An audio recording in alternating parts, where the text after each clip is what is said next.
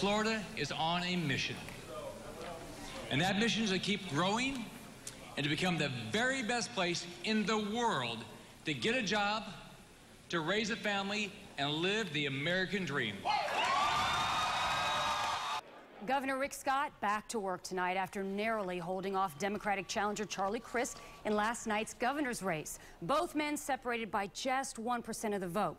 The big question tonight is what the governor's re-election means for the issues that you care about the most.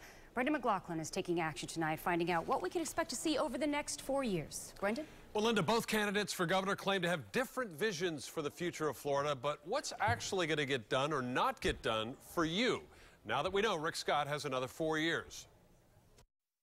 Whether or not Rick Scott meets his first-term campaign promise of 700,000 jobs in 7 years, Republican County Commission Chair Mark Sharp thinks it'll be the best thing to come out of Scott's re-election. I think that you have a single-minded focus on job creation that we haven't had in quite a while. I asked Democratic former Congressman Jim Davis what the worst consequence of a second term for Scott might be. This governor has not been on the side of a lot of working people who need help with health care and education and job training. And while many, even most Floridians disliked both candidates, Scott won and gets to do or not do pretty much what he wants. Few expect the millionaire former executive to spend much political capital tackling issues like same-sex marriage, climate change, or medical marijuana. As far as the call to raise Florida's minimum wage, Dead in the water. No wage hikes for the working poor, but both Davis and Sharp expect the governor will lower taxes, which could come at the expense of public schools.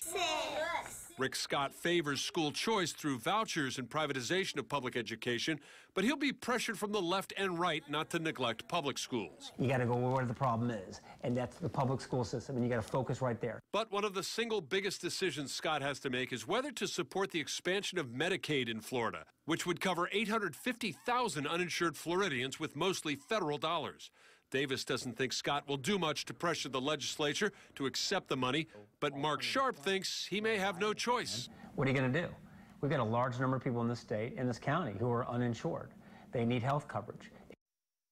Now, we were not able to ask the governor directly what he plans to do because the campaign said there'll be no reporter interviews today, a sign that you may not be seeing much of the governor, in the media at least, over the next 4 years. Jameson?